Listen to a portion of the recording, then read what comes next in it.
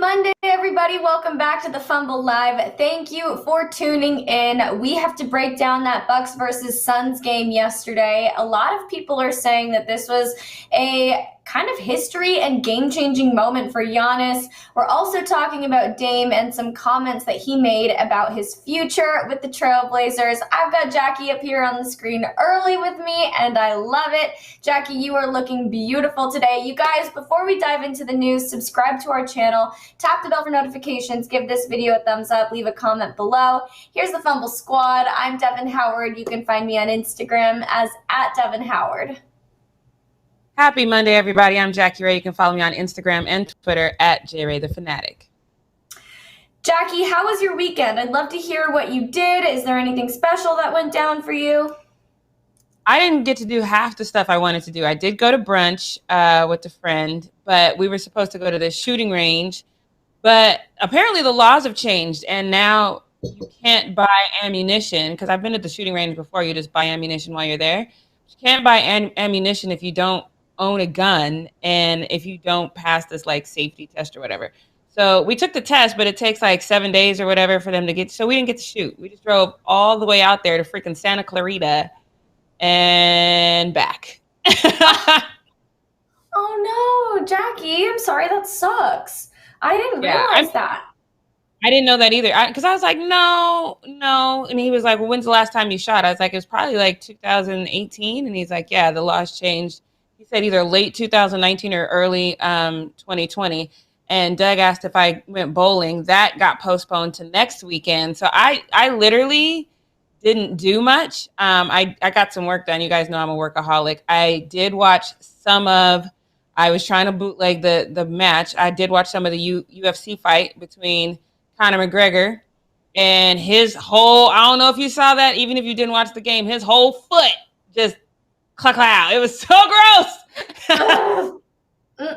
I did not like that. So I was actually in Vegas over the weekend, and there were so many people there for the fight. Everybody was so excited about it, and it was over so quickly. People paid such big money to go there, but we were all at dinner when all of a sudden like news just spread like wildfire, and we were all showing each other the video and picture of his leg, just like, oh, gross. Made me sick to my stomach. That was really, really bad. But yeah, we didn't watch the whole fight because we were out at dinner, having a bougie dinner. But it would have been fun. We kind of wanted to go. I wish we had gotten tickets, but I guess I'm glad we didn't since it was over so quickly. But Jackie, I'm sorry that your weekend didn't turn out as jam-packed as it was supposed to. I'm sorry about that. That sucks. But at least you get to go bowling next weekend. I needed to get some rest though too, because I've been working nonstop for a long time. So I didn't even watch the game. I watched highlights of it because I actually slept through it. Slept through the game last night. My bad. But I actually watched highlights of it, and I saw some things that I really liked, which I know we're going to get into it. So yeah, it was definitely a want weekend. But next weekend shall be different. Okay, I'm holding you to it. Next weekend's going to be my chill weekend, the first chill weekend I've had in 6 weeks, so I'm down for that. So we're going to have opposite weekends. Let's jump into the news. I want to get into our first need-to-know news story here about Giannis, because he just led the Bucks to their first NBA Finals win in nearly 50 years.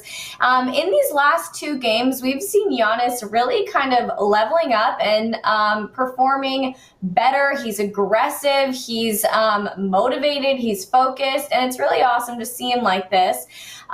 For 3 days, the Bucks are kind of wallowing in that 2-0 deficit, and then if they lost yesterday, that pretty much would have solidified that the championship was not going to be theirs.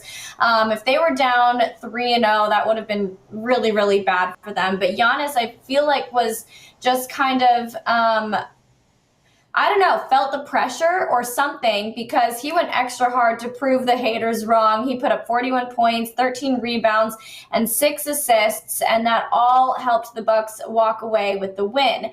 And this is the first finals win of his career, and suddenly we started seeing comparisons of him to some other greats in the league, like Michael Jordan. By the end of the evening, people were saying like, oh, Giannis is the next Michael Jordan, because Michael Jordan put up 40 plus points in 4 straight finals games back in 1993.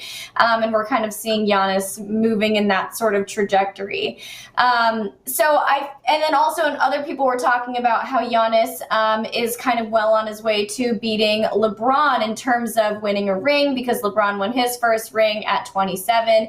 If Giannis did that this final series, he's only 26 years old, so he'd be a very young guy taking home the ring. But the Bucks did notch their first win. It was exciting for any Milwaukee fans, but what went wrong with the Suns? That's, I think, the big question here. Was Giannis just too much to handle? Are the Suns kind of tuckering out? Jackie, what is your take? What do you think happened with the Suns that helped them take home this first loss in the finals? Well, I think it's kind of what I said before. I think that before the Bucks let the Suns kind of dictate the pace, I think which is easier to do at home, right? When you're at home, you can kind of control the pace, you can control the atmosphere a little bit more. So I just think that the Bucks controlled the pace a lot better. And sometimes you do, one loss is not bad, and I know people are going to be like, oh, the tides are turning. They get 2 at home, so theoretically this series could be tied, after this next game. But I think they really just kind of controlled the pace a lot more. I think Drew and Chris Middleton stepped up a lot. From all the highlights that I watched, it was exactly what I thought. Giannis did not clog the lane as much. He didn't get as many assists as I would have liked him to get, but he didn't clog the lane as much. He was moving around more. He got these guys involved, and I think that that's what they're going to need to do to win. I think that we had more Bucks players playing their role and doing what they're supposed to, and I honestly think when you have a player, I think Giannis on both sides of the floor, although I'm still a Chris Middleton fan, he's the best player on the floor. So I think if he can be the best player on the floor and get his teammates involved, then the Bucks should win this no problem. It's just that in the first 2 games, we didn't see that. We saw Giannis trying to do it all by himself. I would prefer, I love this 41 points, but even in that first game, if he had 28 and empowered everybody else to get the scores and everybody else was doing their things, I still think they would have won at least one of those games in Phoenix. But I think what we're seeing right now is saw a much better ball movement. I saw Giannis in the lane, but not clogging the lane. He wasn't constantly playing bully ball. He was just playing all around better basketball. And I think that is really key, especially when you have somebody on the other side like Chris Paul, who does play all around good basketball. So I thought he just played, not just him alone. Obviously he played an amazing game. I'm definitely not trying to take anything away from him, but I think just as a whole, the Bucks played a much, much better game than what we've seen thus far in this series. How much of a role do you think home court advantage played into that for them? Oh, yeah. You just feel better at home. The crowd is with you. You have that motivation and you don't. And I hate to say this because this should happen all the time, but you just don't want to lose in front of your home squad. And they were elated about it. I saw fireworks going off. I literally woke up to fireworks on the TV from the people, in Milwaukee, all excited. I'm like, damn, this is just one win. But you don't want to rob them of that. So there's a lot more motivation, which you definitely need to take on the road. But yeah, that home court advantage, it's insane. And it does matter. I know people think it doesn't, but it does matter. Of course it matters. When you have the energy of people rooting for you, people cheering your name, clapping, yelling when you do something well, like that's going to impact you a lot. The second you hear a whole crowd of people start booing you, that changes things a lot. It changes the energy. It changes the mental focus. So yes, I do think home court advantage definitely plays a part in just not necessarily in how well the team does, but just in their attitude going into a game. Do you remember, this is just a random thought, but do you remember back when they were figuring out how they were going to work on the bubble, they were considering bringing the hardwood floors from courts to give home court advantage? That was ridiculous. I will say it doesn't come from the floor. It comes from the crowd. So that was so stupid, but I just wanted to bring that up again because I thought that was really amusing. What do you anticipate coming forward for the Bucks and for the Suns? Do you think that the Suns are going to be able to make a comeback, or have the Bucks kind of gotten into the swing of things and they're ready to just take it all home? It's one game, so I'm not ready to say they're in the swing of things, because I still think they should have won at least one game in Phoenix. And the fact that they didn't is troubling to me, because I think that this was an easy fix. They could have easily won at least one game in Phoenix. And it was just like I said, you just have to play the game at your pace. I don't care how fast Phoenix goes. When you have possession, you bring the ball up the court slowly. You let plays develop. You understand what you're supposed to do. They didn't do that. They played at the Suns' pace the entire time. So I am very, very happy that the Bucks won game 3, because maybe it can still get my prediction right, where I said Bucks in 7 with an overtime in game 7. So maybe that's what'll happen. But they definitely have to tie this next game, because again, if you lose this next game, then we're back to this 3-1 situation. It's very historically hard to come back from that, especially when you got to go back to Phoenix for game 4. They have to win game 2. They have to, or game 4, they have to tie it up. So basically we can start at 0, hit this reset button and do this again. But they have to win this next game. Again, I don't want to take anything away from what they did, but I just didn't see enough in Phoenix for me to be like, oh, yep, they've got it together, because that's not how this series goes. You don't get to play at home the entire time. So, and you couldn't get it together on the road. I'm glad they got this reset. You know, this next game, whatever momentum, hopefully they do win the next game. They can take that momentum back to Phoenix, but they really do. I mean, and again, I'm not taking anything from them. I'm just saying you needed to win at least 1 in Phoenix and you didn't. So if you win 2 and call it 0, we'll have to see. We'll just have to see. But I still say Bucks in 7, though. Oh, all right. Jose said I'm still Suns in 5. Okay. I'm still going Suns. Okay. Yep. I'm still going 241 point games from Giannis, and you're still going Suns. Yes, knowing that Chris Middleton, if he steps up and does what he's supposed to do, and Drew is that supporting third man, the Suns don't have an answer for that. But all 3 of those guys, if they all play their role, you still say Suns. Because this is a big if. We really haven't been able to see all 3 of these guys playing their role and doing as well together all at once at the same time. Yes, Giannis is on another level right now, and I love that. But I think that the Suns have something that's already proven to work. We've seen it work, and it's been working in this series too. So we just have one game supporting the Bucks right now, you know? So I just feel like the Suns are kind of geared up and they're ready to go. And now that they've seen that Giannis is really going this extra effort and putting up 2 40 plus point games back to back. Jeez, that's hard for me to say. I feel like they're going to have an answer for that. I don't know. I mean, it could change, but I just still think the Suns have this proven system that's already working for them. And one game doesn't take away from that. One loss is not going to take away from that. But what I do want to talk about a little. Let me address my Glock really quick, because my Glock, I feel like you're not here every day. When we started this series, before 1 second of basketball was played in this series, I called Bucks in 7, overtime in 7. That was my initial prediction. I know you remember that, Devin. But then when they went up 2, what I said was, if they win that first game in Milwaukee, then it's going to be Suns in 4, because you're coming back from a 3-0 deficit. It's impossible to do. I never started this series off saying that the Suns was going to win. I started this off Bucks in 7, overtime, 7th game. So pay attention. And yes, I can attest to that. I remember that exactly, because I was very surprised when you went with Bucks. I thought that you would agree with me that the Suns were the ones that were going to be taking home the championship. But, you know, we're opposites here. So this is the big race between me and Jackie, too. We're definitely at odds on this one. But what I want to talk to you about, and I have a feeling we're going to agree when you answer this next question, these Giannis comparisons that we're seeing, Giannis and LeBron, Giannis and Michael Jordan, people are saying that he is solidifying his GOAT status based off of these 2 games. Is that okay to say, or is that pretty outlandish that people are jumping ahead that far just based on his performance in 2 games? I mean, I'm a LeBron fan, so I'm going to say, hell no, that's not okay. Because it was always, with LeBron, it was like, oh, he can't even enter the GOAT conversation until he wins 1 ring. So then he wins a ring, and then it was like, oh, he can't win 2. So then he wins 2, and then it was like, oh, he can't win in the West, and he wins in the West. And it's still every other, now he can't win when he's 40. Like, it's always going to be something else before people want to give him his GOAT credit. So for me personally, no, it's too soon for Giannis to be, and for me, he's not. He's going to enter the GOAT conversation for me. Let me be clear on that. He's not there for me yet, because I still don't see him having a full, complete game.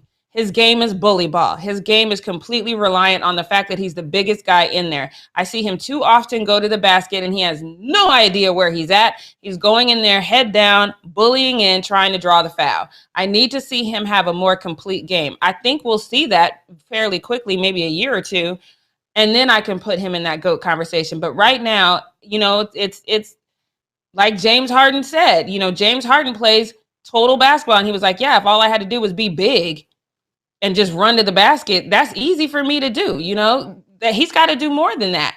So not yet. It is coming, but not yet. It's just funny because prior to this moment, the conversations about Giannis, even the conversations we had about him, were like, oh, he's not motivated enough. He doesn't take the initiative. He doesn't challenge, you know, the coaching staff enough. And then all of a sudden, 2 games later, and he's like, oh, he's Michael Jordan. He's LeBron. It's like people are so extreme from one end to the other. I'm with you on this one, Jackie. I think it's too soon to say that Giannis has even entered the GOAT conversation, especially when just a couple weeks ago, people were still questioning his 2-time MVP award. So you can't really go from one end to the other. Huh? Still only 1 for me. I know he got 2, but it's only 1 in my book. So I get it. Okay, so let's move on to another person who I'm sure, Jackie, you'd like to see. He's an MVP to you. That was a really rough transition. I was trying to make it a good transition, but it didn't work out that well. Dame, let's talk about Dame, because his future, Dame Dollar, his future with the Trailblazers still kind of hangs in the balance. And he's been obviously a hot topic over the last month because he is one of the biggest superstars that could be seeking a trade in the offseason. He's currently playing with Team USA leading up to the Tokyo Olympics, which is exciting for him, but he, of course, is still being poked and prodded about his future in Portland. So during a recent Olympics media availability, he gave his thoughts on the situation, and this is what he had to say, quote, "It's a lot of things being said, sometimes words being put in my mouth when I haven't said anything. It's been a lot of talk. I don't really have nothing to say to you guys about it." Now, anytime an athlete takes this kind of middle-of-the-road, indifferent approach when answering a question, I understand that media availability is annoying for them. It's like a chore that they have to do. But anytime they take this sort of middle-of-the-road position, especially when it has to do with whether or not they're sticking with a team that they've been with for a really long time, to me, that tells me there is a lot of thought going into them leaving, you know, because I think if he was still sticking with Portland, he'd sit there and be like, I've said it once and I'll say it again. I'm sticking with Portland. I'm going to be a Trailblazer for life. But in this case, he's saying, oh, it's a lot of talk, people putting words in my mouth, and he's not really challenging it or offering any sort of consolation to Trailblazers fans that he is staying loyal to them. He definitely, I think, is focused on the Olympics right now, as he should be. But it is just kind of a weird way to address these rumors about his future in Portland. What do you think about this, Jackie? Do you agree with me that this is sort of a sign that he is seriously considering other options? Yeah, I think it's exactly like you said, because if he wasn't, even if he didn't outright answer the question, he would have said, I've already talked about this. You guys know where I stand on this. Nothing has changed. I mean, you say that if that's where you are, because then we know if nothing has changed, then you're staying on this whole I'm going to stay in Portland forever train. But he didn't say that. He says, I have nothing to say to you guys. Now, on the flip side, to play devil's advocate, that could be both sides of the same coin. That could be like, I am so tired of repeating myself with y'all. Y'all get on my damn nerves. I don't want to talk about this anymore. Y'all do this to me every off season. Every single off season, y'all have the same questions for me. I got nothing to say to y'all. I'm tired of talking about it. It could easily mean that. And of course, we're going to read into it because he's never done that before. If that's his thought process, he'd be absolutely right. It is every offseason. Every offseason, we ask you this, regardless of your big contract or not. Every single offseason, these are the questions you get from reporters. And so you've always answered this very matter-of-factly. The fact that you're not answering it very matter-of-factly now is going to make people talk. Again, devil's advocate, he might be at the point where he don't care if people talk. He's over talking about it. And there is enough on record that is problematic within that organization that now he's just frustrated, you know? It's like being in a rocky relationship. You're trying to work it out, but I don't mean you want to talk about it every damn day because you're still mad about a few things, you know? So it could very well be that. In my heart of hearts, though, knowing how he wanted Chauncey there. Well, he wanted Jason Kidd first. Knowing he wanted Jason Kidd there, knowing he wanted Chauncey Billups there, and then getting the backlash from the fan base. I understand how minute of a detail that is because fans are fickle, but when it's the fan base that you have literally pledged your allegiance to and they turn on you like that, you add everything else that's going on in that organization, it could have literally been that straw. And that's why he doesn't want to talk about it now, because now he knows anything I say, positive or negative, the fans are going to take it the way they want. And I don't want to talk to you guys anymore because I don't want to hear anything more from the fans. And if he has that attitude towards the fans, which has been the saving grace thus far, I don't know. It could be it. You know, I see what you're saying, Jackie, about the fans turning on him after that Chauncey Billups, Jason Kidd endorsement on Twitter or whatever it was. But I still don't imagine that something honestly as trivial as that would be the reason. I don't think that could have possibly been the straw that broke the camel's back. I think that what matters in basketball is whether or not you're winning, whether or not you're being supported by the right people in the lineup. And Dame hasn't been able to have that so far. I think that this thing with the fans was probably a huge annoyance, and it probably makes him roll his eyes and maybe feel a little less loyal to the fan base. But I can't, it's hard for me to wrap my mind around the fact that could have possibly have been the straw that broke the camel's back. I don't know why. Yeah, but for me, it's hard to believe you have the talent that Dame has, and you've been very vocal about the fact that you never want to leave Portland. Because Portland's not it. Portland they don't do the things that they need to do from an organizational standpoint to make you win. So like you said, if it's all about the wins, this undying loyalty to Portland doesn't make sense to me. Like, it just doesn't. This should have been on the table for you to leave before this big old max deal. You know, it should have been on the table for you.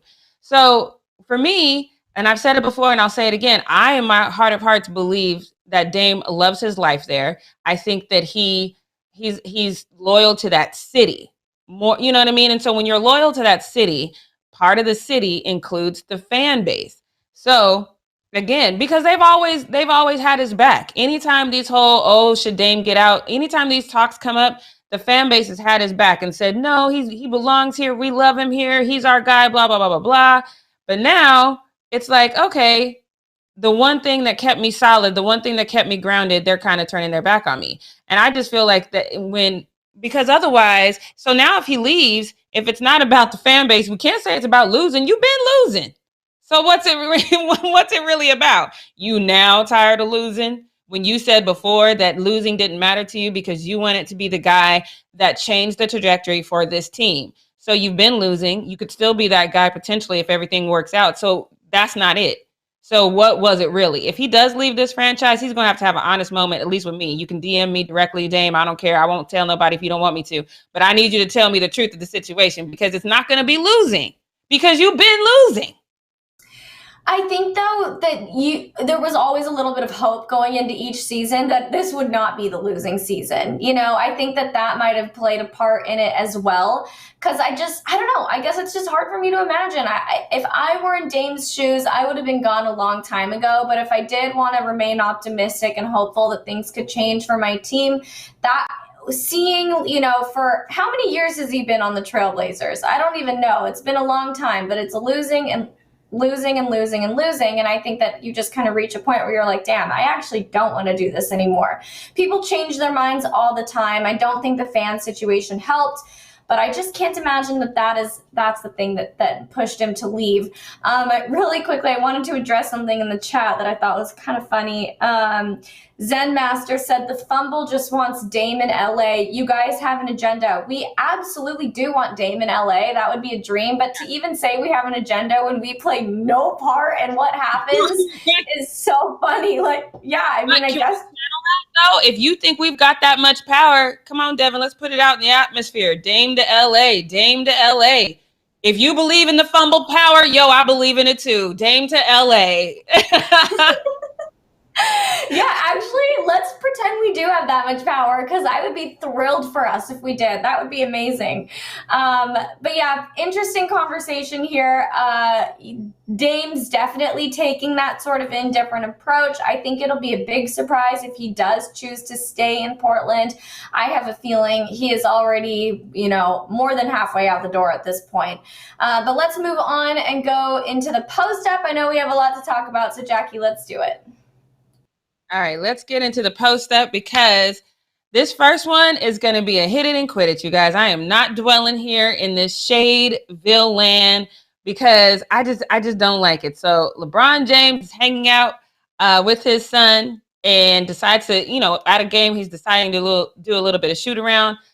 And then this whole thing, like, all I saw is on social media, LeBron misses badly. And I'm like, come on, you guys. But I can appreciate the sarcasm from this very first user. So if we can throw up that first tweet, because I definitely appreciate this sarcasm, because I hear LeBron's name all the time now. Y'all know he's not playing right now, right? Like, it's all the time. So can we throw up this first tweet? Yep, it says, Skip Bayless about to have a field day. Why LeBron's legacy is forever tainted with him missing practice shots. Next on Undisputed. I totally believe that. Undisputed is on right now, so we can't tell you for sure. But I believe that Skip Bayless said this. That is definitely happening right now. And you know what? I don't know, Jackie, if you're getting into this a little more. Do you have more coming after this, or are you moving on to number 2 already? You have more. I have. So tell me after. Okay, so let me show you this, because to me, this isn't he missed badly. This is just him having fun shooting around, whatever. But take the whole, he missed badly. Take a look.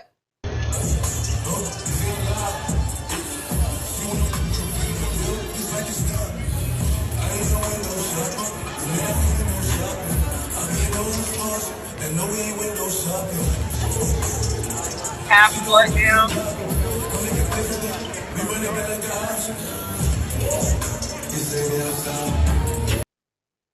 Okay, first of all, badly to me is an air ball. It's not hitting the rim. It's not hitting the backboard, which he did on all 3 of those shots. And 2 of them were from half court. Clearly, this guy's just shooting around, having some fun. It wasn't badly missed. He's not even taking it seriously. You can tell in his whole shot. But I do agree with this next user, because people like to keep LeBron James' name all in their mouth, then maybe, but I don't want to say that. I don't want to say you have to think about what people are going to say with every move, because who cares what people think, right? But this user does have a point. So if we could throw up this next tweet. It says, why even shoot? There is nothing to gain here. He can only lose in this scenario. If he makes it, it's expected. If he misses it, then he just looks bad. And that's the thing. People always got something to say about LeBron. LeBron could literally come out tomorrow and be like, oh, I found the cure for cancer. And somebody in the comments is going to be like, yeah, but you're not Michael Jordan, though. Bro, like, it's so ridiculous. People, I just choked a little bit. People are, excuse me, people are always trying to find a reason to hate on LeBron, and they're going to cling on to a moment that happened during like halftime or whatever at Bronny's game when he was just playing around. They're going to just cling on to that to be like, this is why he's not the GOAT. Also, superstars sometimes hit the backboard. That happens to the best of every athlete ever. You can't expect him to be perfect 100% of the time. So the LeBron slander is unwarranted. Right. And he's in slides. Come on, you guys. Y'all are silly. But let's move on to this next one, because this next one, Jeff Van Gundy got dragged for this. Now, this is not a cancel culture moment. This is definitely a realize that you're a white guy and you can't just be out here all willy-nilly. You got to put a little bit more thought into what you said. The fact that he did think about it is probably why he was getting dragged. But I want you to hear what Jeff Van Gundy said about Devin Booker. Take a listen.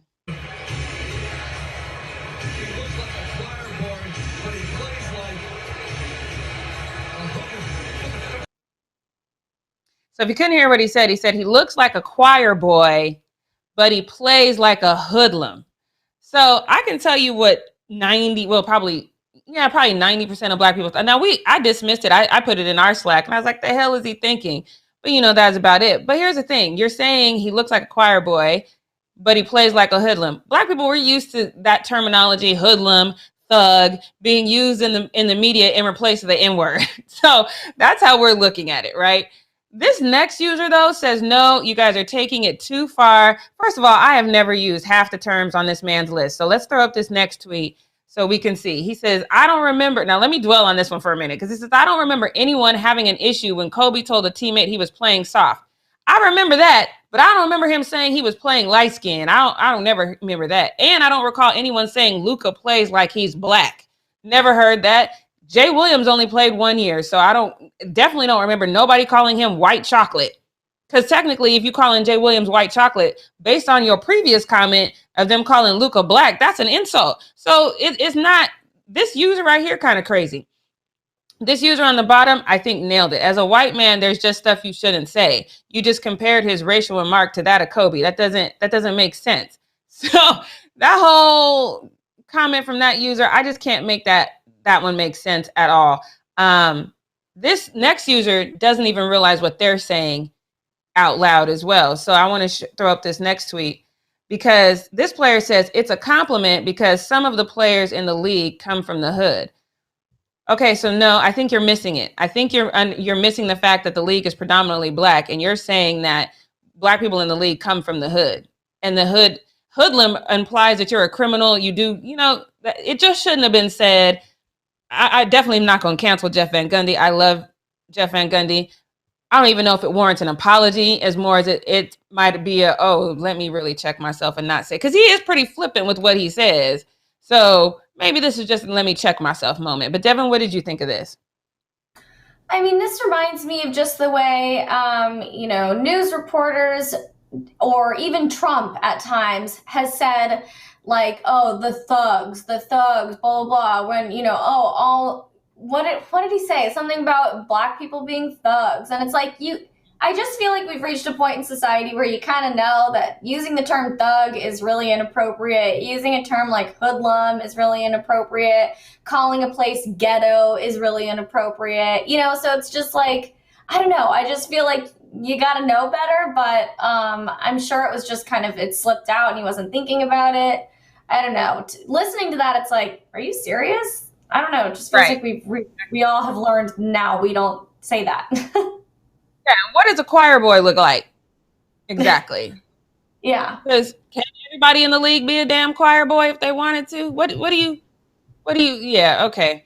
I wasn't a fan of it. I didn't like it at all. I think Jeff can and should do better. But let's move on to this next one, because I am excited about this next one, because y'all know I love me some Sha'Carri. And so DeAndre Hopkins showed his support with her.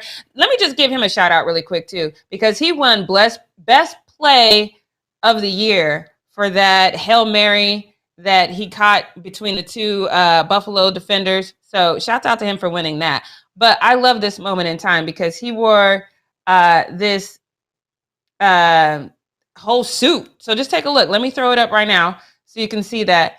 And it said, if you can't read it, obviously that's our girl Sha'Carri right there. And then it says, I'm human, which I love this, because he's basically showing his solidarity. He's standing in support of her, saying, I'm human. I made a mistake, which technically to me, it wasn't a mistake. It's legal in your city. So, and you're young, and you just found out from a reporter that your biological mom died. This wasn't a mistake. This just is what it is.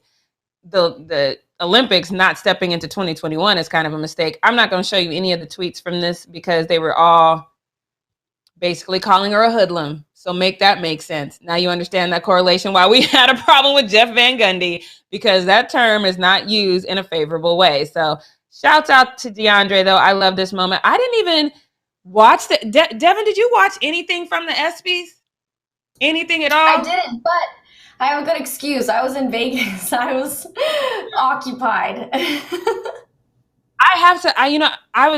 Arthie and I were texting, and I was like, damn, I totally forgot the ESPYs was on. It's just something is, to the marketing people, I don't know what's going on with the ESPYs, but something is off, because I used to look so forward to the ESPYs. It's been it's been a good minute since I've looked forward to the ESPYs and like set my calendar and invited friends over. Like, what's going on? I don't know. The marketing people with ESPYs, y'all have fallen off. Y'all need to step back up. But I digress. Let's get on to this next one. Because this guy wrote a letter to the NBA. So let me show you this tweet from him because he's dead serious about this. He says, I let Adam Silver and the NBA know how I felt about Patrick Beverly attacking Chris Paul at the end of Game 6. Here's what I received in response from NBA coordinator Bill. While I appreciate the response, excuse me while I throw up. First of all, sir, did you not see the whole penalty he got? But anyway, let me show you. He did, in fact, get a response from the NBA. Let me show you this response. Because this response to me was like, bro, did you not watch? He says, thank you for your note to Commissioner Silver about the June 30th Clippers game. As you know, Patrick Beverly was suspended 1 game without pay for an unsportsmanlike act for forcibly pushing Suns guard, blah, blah, blah. Patrick will be suspended for the first game of the 2021-2022 NBA regular season, for which he is eligible to play. Additionally, Patrick was assessed a technical foul and ejected from the game. I mean, my guy, like, what is the problem? So Patrick Beverly actually saw this, and I agree with this response because this guy's definitely calling the manager or the police if he doesn't recognize you or he's going to follow you around your neighborhood. That's just what I got from this whole thing. Patrick Beverly responded with 4 Caucasian cops, and I thought that was such the perfect response to this because I just don't understand. Also, this is another question. I saw this tweet and I was like, okay, this is going to be a good question. So let's throw up this last tweet. He said, do you pee sitting down? That's what he asked the guy that sent this whole letter. Like, that's the question that basically translates is how soft are you that you are sending emails when he's already been punished? That's a lot, right? Yeah, it's a lot. It's a lot. I agree 100%. But Jackie, if this was a LeBron situation, wouldn't you be the one writing emails? Nah, you know why? Because LeBron ain't about to flop like this at the end and just keep rolling and go, ow, ooh, oh. He's going to get up and he's going to flash on old boy, and old boy's going to be like, I'm sorry.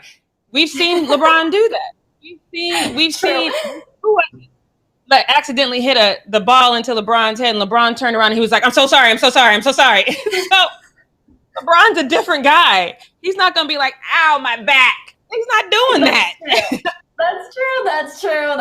That was, I think the one that did that was that little rookie. I forget what team he's on, like the Grizzlies or something. Wasn't he the one that hit LeBron in the head?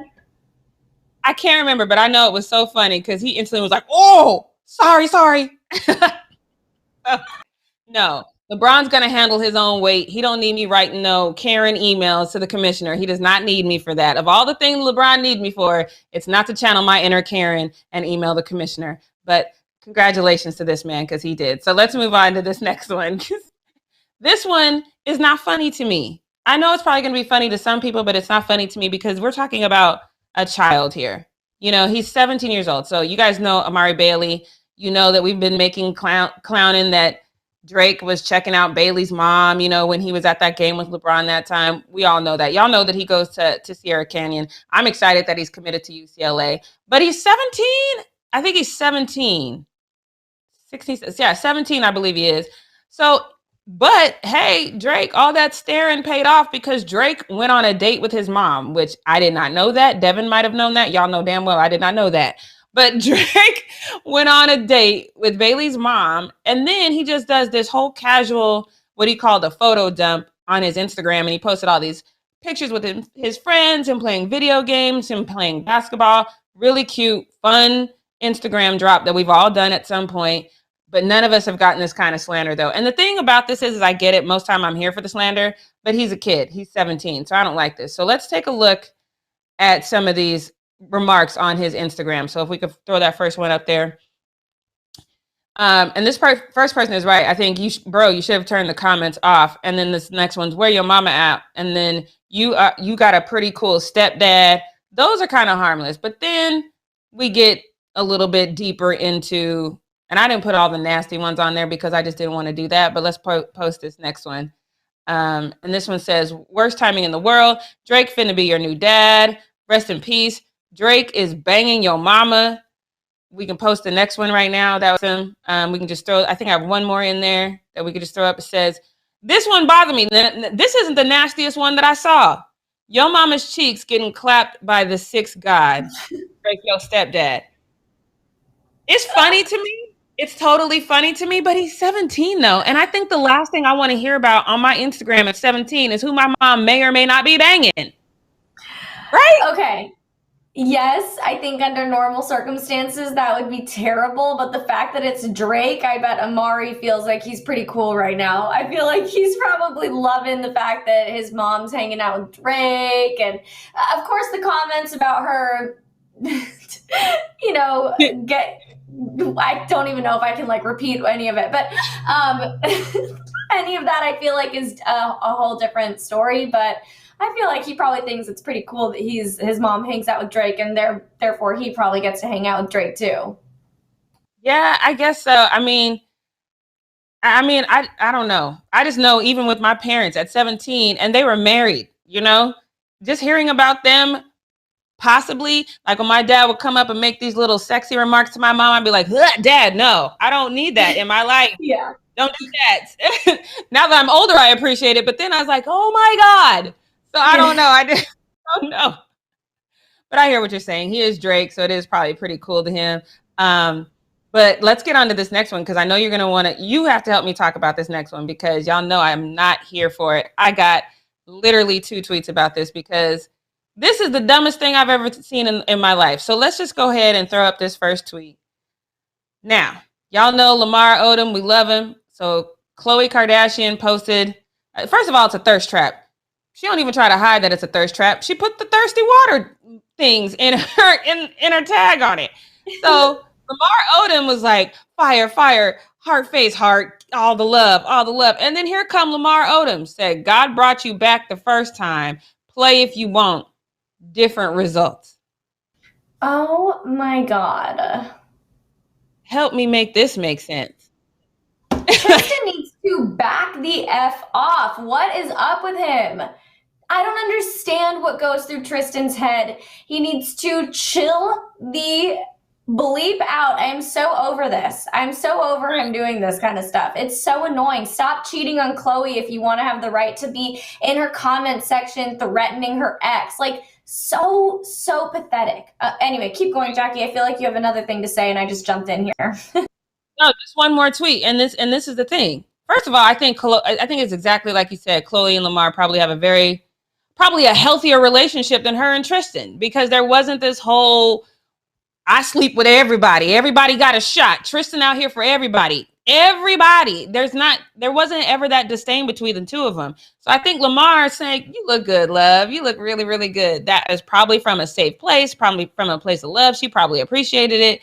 Tristan, anyway, so this guy says the very thing that Devin and I mean. So if we could throw up this last tweet, it says, he acting like he didn't cheat on her more times than how old this planet is. Like, so. And that's true. That's the part that bothers me. Like, why even? Because we remember when I think it was Pat Bev, when Gabby posted that really sexy pic, and then Pat Beverly responded, "Oh damn," and then Dwayne Wade was like, "You got one more time to say 'oh damn' on my wife's picture, and then I'm coming for you." And then Patrick Beverly was like, "Well, that escalated quickly," but it was like all in jokes, and it was it was funny, ha ha. Tristan, legit. If I don't know anything else, I know this for a fact. He felt some type of way, because at the end of the day, he probably knows that Lamar would love her better than he does, and he got threatened. The thing with Lamar is that what Lamar did to Khloe back in whatever year that was awful. I think a lot of us felt really bad for Khloe because he put her through the ringer. But he went away. He did the work. He, I feel like, is, has reached a point within himself where he's like got a healthier mindset and a healthier outlook on life. So for him to come out and make a comment like that, it's kind of like, I mean, they've both forgiven each other publicly, so we know that. And I feel like it is a little bit more of a loving thing. But Tristan, these two literally broke up 2 weeks ago because he cheated on her again. I don't understand where he gets off thinking that he can come out here and make any comments at all. Like, dude needs to unfollow Khloe, get out of her comment section, just focus on being a dad to True. This is so stupid. Don't get caught up in the Instagram drama. He's already messed up everything else. I have a theory, though, and I know you're not going to agree, but I have a theory. I think this one little, him showing how he cares about Khloe somewhere like, aw, you know, he really does. She probably love me. is. She probably is. I agree with you on that. I think Khloe is a sucker for the men that treat her like garbage. And I think that's horrible because she can offer a lot. And I think that she, you know, deserves something better. I think any woman deserves better than Tristan Thompson. Ugh. Right. Gross. Yeah. I wouldn't even do Tristan. There's no, boy, bye. Don't even come over here with that. Especially after hearing that he has a peekaboo. Right. You know, region. Because I would clown him to the gods. Anyway, let's move on to this next one. So we've seen a lot of these athletes on these treadmills and doing these fitness little challenges or whatnot. I have one coming up from JJ Watt that I feel so stupid about because I feel like he posted that for the Fumble, but we'll get to that in a minute. But this one, I personally am not in the best shape of my life. Maybe give me 6 months and I'll do a treadmill challenge with a friend, but I'm not doing this with Leonard Fournette. I am not getting on a treadmill with Leonard Ja, take a look, because Ja looked like he running for his damn life. Leonard looked like... Let's go. Oh. Relax. Your face.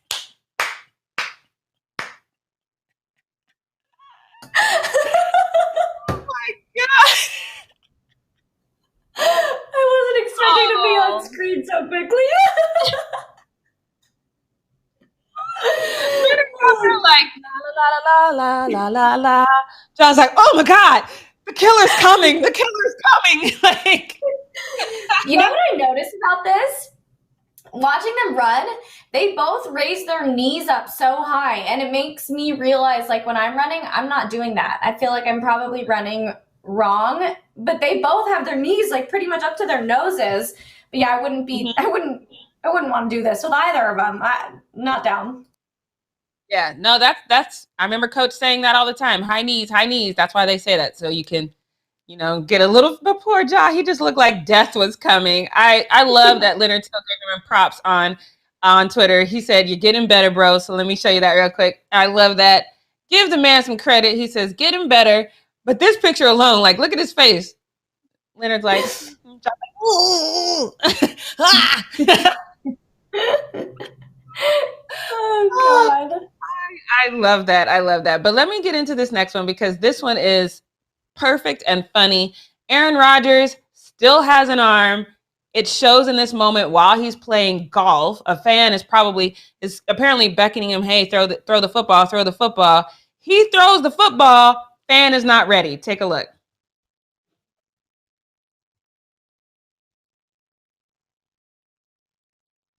Look how perfect this ball is. But watch the guy.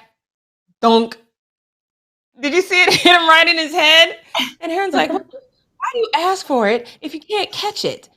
So here's my question, because it falls into the lake. You as a fan wanted the football that Aaron Rodgers threw to you. Do you dive in the lake and get it? Yeah. Okay, that's what I thought. I just want to make sure. I might not can catch, but I can swim. I'm gonna go get this football. So I would go get it. You would definitely get it. Are you serious? 100%. Yep, okay, so now this is the one that I really wanted to get to because we have done this so many times where we see these people benching or squatting all this ridiculous, so much weight that even the bar is bending. We've counted the weights, assuming they're 25 pounds or whatever. I think JJ Watt is trying to tell us that we've been suckered. So let's throw this one up, and I want you to just take a look at this. So he says, beware. Now, look, you see the bar? That looks like too much weight because I'm assuming they're all 25 pounds or whatever. And I'm like, yo, and he's just going to squat. Take a look at this video. Take a look.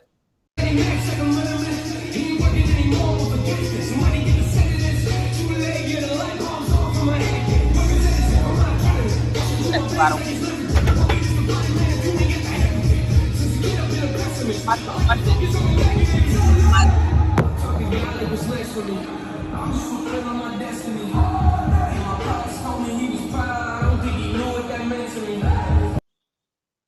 So when he threw that weight up in the air, I was like, damn, JJ is strong. He's showing us that 9 times out of 10, it's not a 25-pound weight. It's a 2.5-pound weight. Oh. Did you get that at the end? Like when he shows the weight, he was like, it's a 2.5-pound weight. I swear I thought it was a 25. And even when he caught it, I was like, damn, that man's strong. I mean, I couldn't throw 2.5 pounds in the air like that and catch it like that. So he's still strong, but it's not 25 pounds. It's 2.5 pounds. So now every time we get one of these weight videos, we got to pay more attention. I think we've been bamboozled.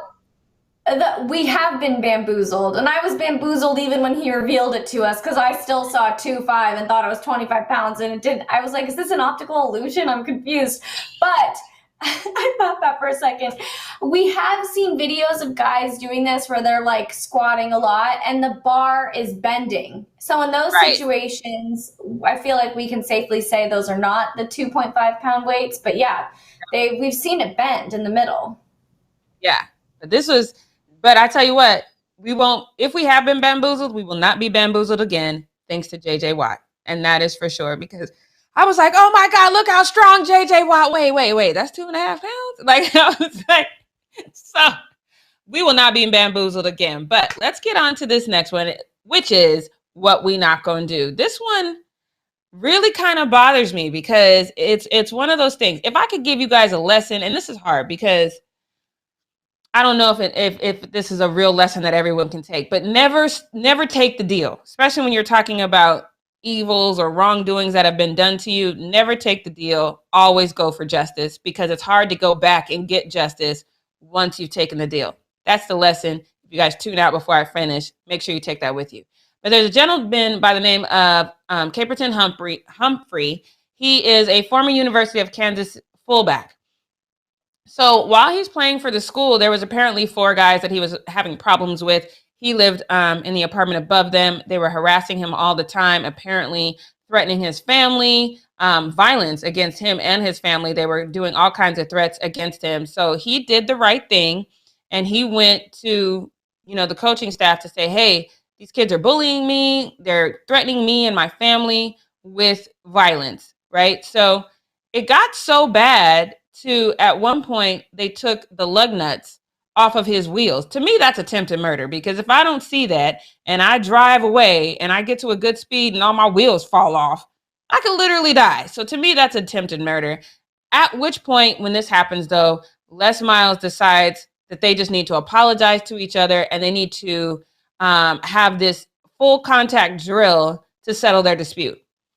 How is that a solution, sir? That doesn't make an ounce of sense. These kids literally have a violent agenda against this kid.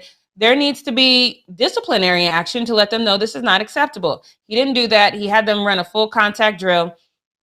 And then when that didn't work, then the compliance director, David Reed, decided that those 4 guys were more valuable than Humphrey, and the concerns he expressed, because he decides that they needed to just either apologize, and if they can't, if Humphrey, it was all on Humphrey, not the 4 guys. If Humphrey didn't want to let it go, then they needed to sweep these concerns under the rug and offer him about $50,000 in benefits to sign a non-disparagement agreement and leave the program in 2019.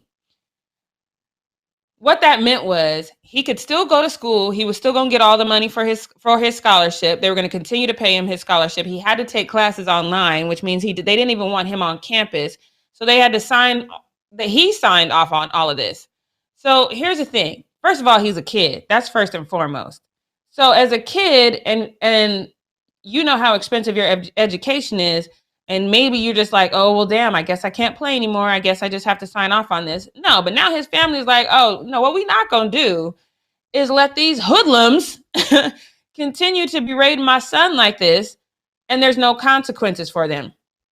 So his family has created a lawsuit. Well, they're looking for legal action against the current head coach, no, I think he's the former head coach. The former head coach, Les Miles, former athletic director, Jeff Long, the compliance director who said, hey, just take this money and leave. That's David Reed.